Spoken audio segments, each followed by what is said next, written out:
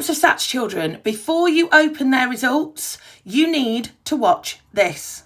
Every year I get messages from parents after they've opened their results saying, I've no idea what any of this means. So let me explain exactly what you'll be looking at. First of all, don't expect GCSE style grades.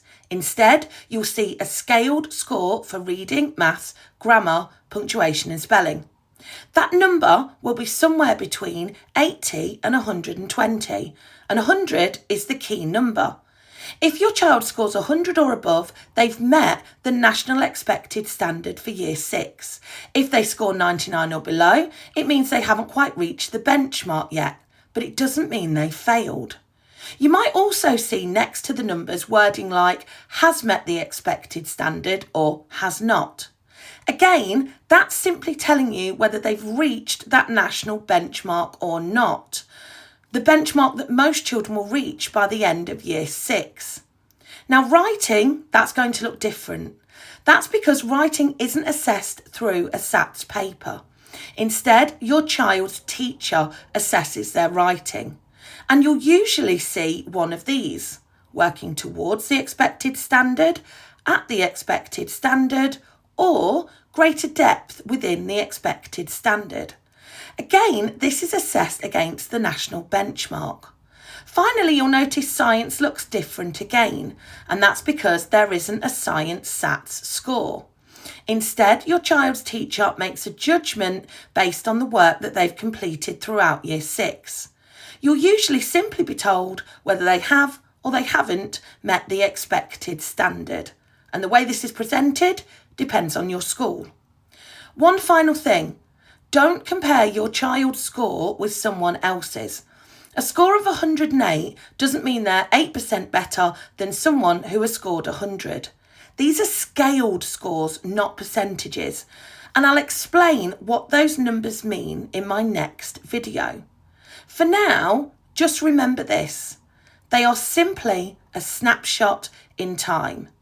They help secondary schools understand where children are coming from. They don't decide GCSE grades, and they don't go on exam certificates. And they definitely don't define your child. Follow along for the next video, as I'll be explaining what the scaled scores mean and what secondary schools actually do with these results. Feel free to drop me any questions you have in the comments.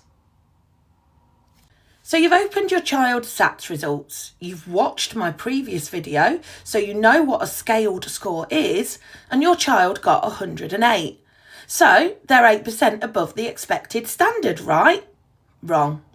And this is one of the biggest misconceptions about SATS results. Let's look at what these numbers actually mean.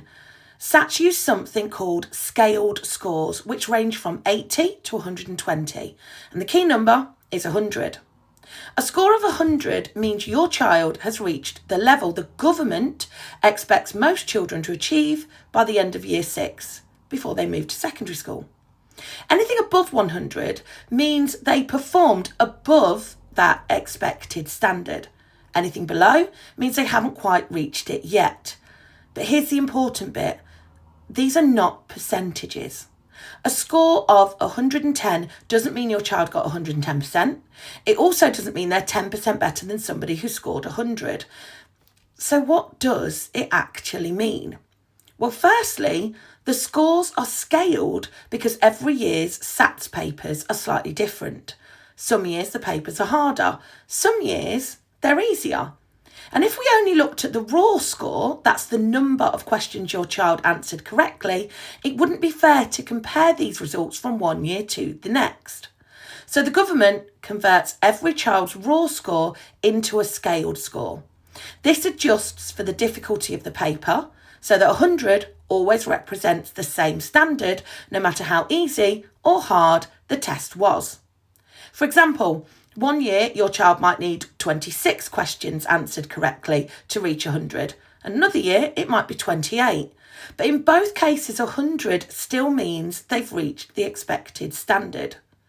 So what if your child scored 84, 104, 114?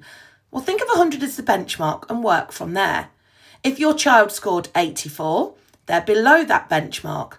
It tells us they haven't quite reached the nationally expected standard and might need a little more support as they move into secondary education. If they scored 104, they've met the expected standard and performed above it. And at 114, they've demonstrated a strong understanding of the content in that particular test. So as the numbers get higher above 100, in simple terms, it means your child answered more questions correctly on that SATs paper and that they have a strong understanding of the content. As the numbers get below 100, it means they've answered fewer questions correctly, and secondary schools will be looking into why and how they can improve this. One thing that's really important to remember is that 99 and 100 aren't worlds apart. One child has just fallen slightly below the benchmark. That's it. These scores are simply a snapshot of how your child performed on that SATs paper on that day. They help to give a general indication of where your child needs to go next with their learning and what they'll need to do in secondary school. There's no pass or fail. In my next video, I'll explain exactly how secondary schools use these results when your child starts year 7. Feel free to drop me any questions you've got in the comments. So, your child's SATs results have arrived, and now you're wondering, what will their secondary school actually do with these scores? The short answer is quite a lot, but they won't tell the whole story. Before your child starts year 7, their new school receives information from their primary school, including SATs results, but also teacher assessments and transition information. The SAT scores help schools understand where your child finished primary school academically. They might use them to decide initial teaching groups or sets, identify pupils who may need extra support, identify pupils who are ready for greater challenges, set early progress targets. They might even use them to make initial predictions about future attainment, including GCSE outcomes. Now, before that worries you, here's the important part. These predictions aren't fixed. They're simply based on the information schools have at that moment. Within the first few weeks of year 7, most secondary schools carry out their own assessments. Teachers quickly build a much fuller picture by looking at classwork, homework, participation, reading, writing, problem solving, and how pupils respond to teaching. It's very common for pupils to exceed early predictions with the right support. Some children who miss the expected standard go on to achieve great things at GCSEs, and others who achieve very highly at SATs still need to work really hard to maintain that progress. SATs guarantee nothing, they're just part of the story. SATs are used by schools to help them make decisions and provide support from day one. They don't lock a child into a particular pathway. They're the first piece of evidence, not the final judgment. In my next video, I'll explain what happens if your child doesn't meet the expected standard and what that means for their life in secondary school. If you've got any questions, drop them in the comments. So your child didn't meet the expected standard in their SATs. Now what? Well, firstly, take a deep breath and don't worry. Every year I speak to parents who worry that this means their child is going to struggle in secondary school. It really doesn't. If your child's score was below 100, it simply means that they didn't quite reach the nationally expected standard in that subject by the end of year 6.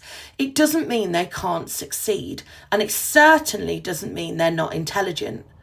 And it doesn't mean they failed at education.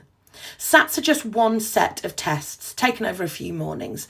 Children can be unwell, they can feel anxious, they can have an off day, or they may simply need a little more time to develop those skills needed in those tests.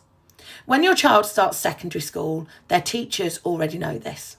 Their SATs results are only one piece of information. Good schools will complete their own assessments, observe them in lessons, and quickly build a much fuller picture of what they can do. If your child needs extra support, that's exactly what a good secondary school will provide. In fact, identifying children who need additional support is one of the reasons why SATs are in place. And here's something I really want every parent to remember. Children don't all learn at the same pace. Some race ahead in primary school and some flourish once they've reached secondary school. I've taught students who didn't meet the expected standard at the end of year 6 and later achieved excellent GCSE results. I've also taught children who found year 6 really easy but then needed much more support later on. Education isn't a straight line, it's a journey. So if your child didn't achieve the result you were hoping for, don't let one score become the story they tell themselves. What they'll need most as they move to year 7 is confidence, encouragement, and the belief that they can keep improving. Keep communication open with your secondary school. Let them know if you've got any concerns and look for the support being put in place when they get there. Because with the right support and a good school and a good set of teachers, every child can succeed at their own pace.